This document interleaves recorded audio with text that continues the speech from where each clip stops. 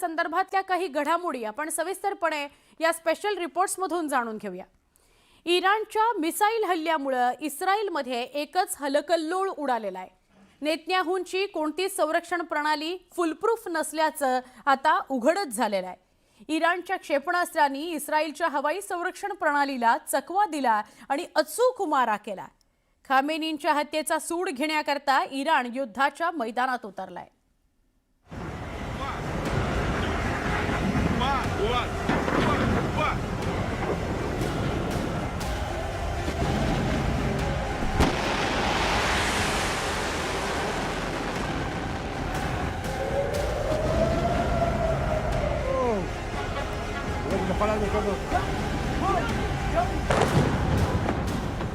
इस्रायलमध्ये पुढचं टार्गेट कोण असणार?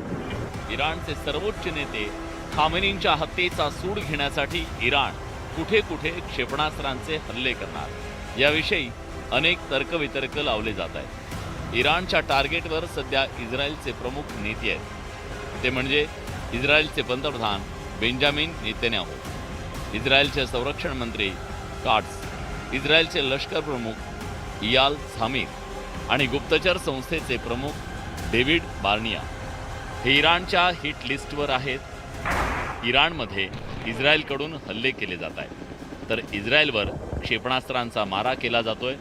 इस्रायली गुप्तचर संस्था मोसाद इराणमध्ये ॲक्टिव्ह झाली आहे, तर इकडे इराणच्या हिटमॅनचा इस्रायलमध्ये वावर आहे आणि इस्रायलचे पंतप्रधान नेतन्याहू यांना पुरेपूर खबर आहे, तर इराणनं इस्रायलला लक्ष्य केलंय।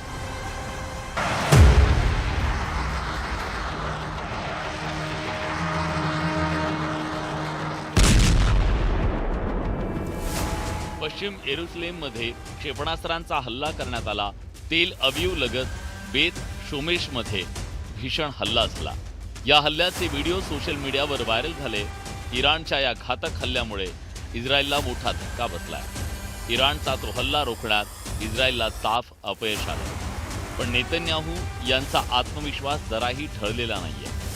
खोमेनींनंतर जो कोणी विरोधी भूमिका घेईल त्याचा खात्मा निश्चित आहे, असं नेतन्याहू यांनी यापूर्वी स्पष्ट केलंय। त्यामुळे इस्रायल कोणतीही दयामया दाखवण्याच्या मनस्थितीत नाहीये। אתמול חיסלנו את הרודן חמינאי, יחד איתו חיסלנו עשרות מבכירי משטר הדיכוי. כוחותינו הולמים עכשיו בלב טהרן בעוצמות הולכות וגוברות, וזה רק ילך ויתגבר עוד יותר במהלך הימים הקרובים. ועם זאת, אלה ימים כואבים. אתמול כאן בתל אביב, ועכשיו בבית שמש, איבדנו אנשים יקרים. हा व्हिडिओ उत्तर इस्रायलचा आहे। इराणचं घातक शाहीद 136 ड्रोन वेगानं पुढे जात असल्याचं पाहायला मिळतंय। इस्रायलच्या आकाशात शाहीद 136 ड्रोन पोहोचलं म्हणजे त्यानं इस्रायली हवाई सुरक्षा भेदण्यात यश मिळवलं। हे ड्रोन 2000 किलोमीटर पार करून इस्रायलपर्यंत पोहोचलंय। इस्रायलची संरक्षण यंत्रणा त्याला रोखण्यात सपशेल अपयशी ठरली। इराणच्या हल्ल्यातून एक गोष्ट स्पष्ट झाली आहे, ती म्हणजे इराणकडून सतत क्षेपणास्त्रांचा मारा केला जातोय। इराणनं या युद्धाची आधीपासून तयारी केली होती, त्यामुळे इराणकडून इस्रायलला चोख प्रत्युत्तर दिलं जातं। इस्रायलची प्रमुख शहरं इराणच्या क्षेपणास्त्रांनी भाजून काढली जात आहेत, मग ते तेल अवीव असो की हायफा असो की इस्रायलची लष्करी तळं। इराणनं सगळीकडे हाहाकार उडवून दिला। आता इराण आणि इस्रायलचं युद्ध हायपरसोनिक टप्प्यात पोहोचलंय। इराणच्या हायपरसोनिक क्षेपणास्त्राने इस्रायल दणाणून सोडलंय। फतेहसारख्या घातक क्षेपणास्त्रांचा मारा केला जातोय आणि इस्रायलसाठी ही धोक्याची घंटा आहे। तेल अवीव आणि हायफा शहरावर इराणची क्षेपणास्त्र आग ओकतायत।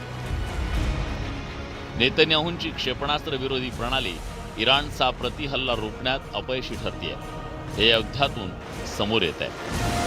Bureau report, news 18 Marathi. Israel आणि इराणमधील युद्ध केवळ दोन देशांपुरतं युद्ध सीमित राहिलेलं नाही। या युद्धात संपूर्ण आखातच आलाय असं चित्र आपण बघतोच आहोत। आखातामध्ये सुरू असलेल्या या युद्धामुळे जग तिसऱ्या महायुद्धाच्या उंबरठ्यावर आलंय का, अशीही चर्चा सुरू झाली आहे.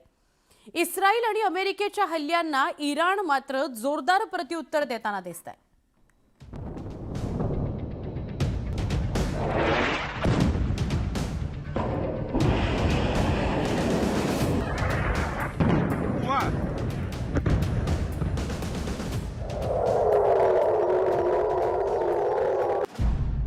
जॉर्डनमध्ये वाजले सायरन. अलर्टवर US एअरबेस.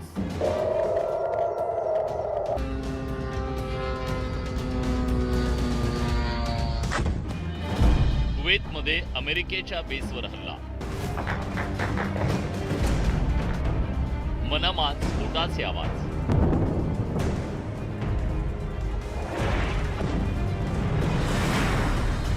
इस्रायल आणि इराणमधल्या युद्धामुळे मध्य पूर्व आखाताचा नकाशाच बदललाय. इराण आणि अमेरिका इस्रायल दरम्यानची ही लढाई केवळ या 3 देशापुरती मर्यादित राहिलेली नाहीये. Jordan, Kuwait, Bahrain, Qatar, Saudi Arabia आणि लेबनॉन इथपर्यंत युद्धाची आग पसरली आहे. आखात नवी युद्धभूमी बनलंय.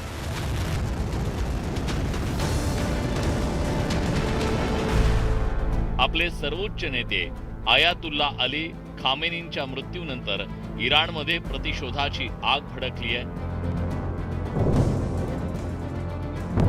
कोणत्याही स्थितीत अमेरिका आणि इस्रायलचा बदला घेण्याचा प्रण इराणनं केला. इराणकडून इस्रायल आणि आखातातल्या अमेरिकेच्या ठिकाणांना लक्ष्य केलं जात आहे. जॉर्डन आणि कुवेतमधील अमेरिकेच्या सैन्य तळांवर इराणनं आक्रमण केलं असून इस्रायलमधील तेल अवीवमधल्या केमिकल फॅक्टरीला निशाणा बनवलं.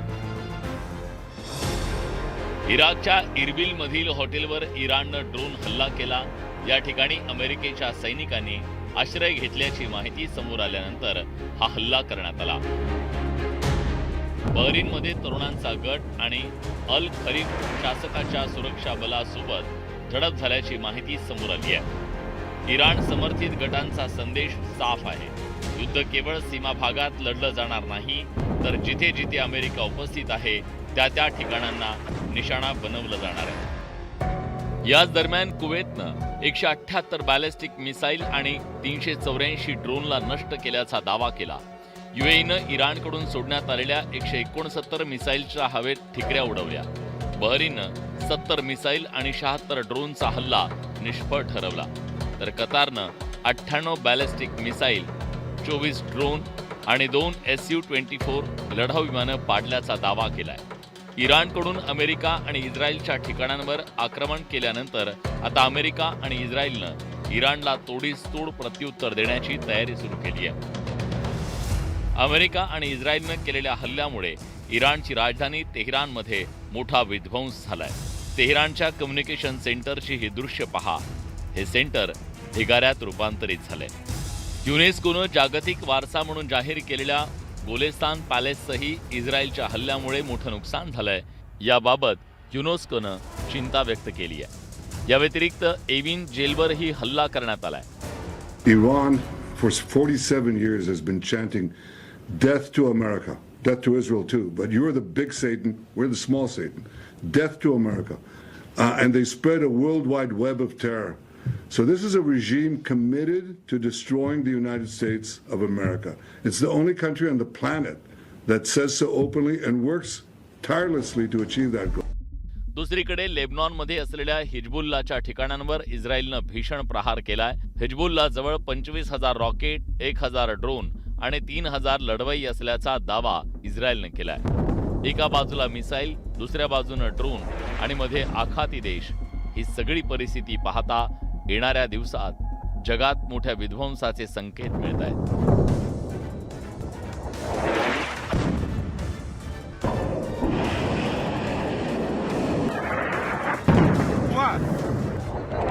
Report news 18 Marathi. इराण आणि इस्रायल यांच्यातील युद्ध अधिकच तीव्र झालंय. हा संघर्ष केवळ दोन देशांपुरता आता मर्यादितच राहिलेला नाही. एका बाजूला इराणला HHचा पाठिंबा मिळालेला आहे आणि दुसऱ्या बाजूला अमेरिका आणि इस्रायलच्या समर्थनार्थ E3 ची ताकद मैदानात उतरलेली आहे. ट्रिपल एच आणि E3 काय आहे बघूयात.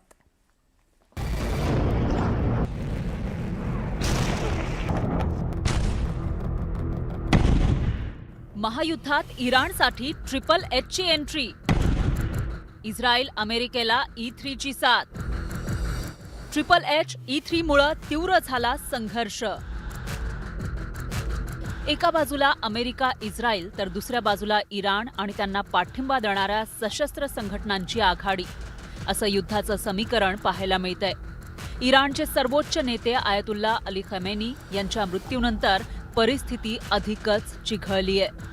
इस्रायल अमेरिकेच्या हल्ल्यांना इराण जोरदार प्रत्युत्तर देताना दिसतंय. संघर्षात एकटा नसल्यामुळं इराणची ताकदही वाढली आहे. ट्रिपल एच म्हणजे काय ते पाहूयात. हमास गाझामध्ये सक्रिय आहे. हिजबुल्लाचा लेबनानमध्ये प्रभाव आहे. तर हुती दहशतवादी येमेनमध्ये ताकद राखून आहेत. या तिन्ही संघटना इराणच्या पाठिंब्यानं कार्यरत असल्याचं मानलं जातं. आता त्यांनी थेट इस्रायल विरोधात युद्धाचा पवित्रा घेतलाय. हिजबुल्लानं सीज फायर मोडल्याची घोषणा करत इस्रायलवर रॉकेट आणि ड्रोन हल्ले सुरू केलेत.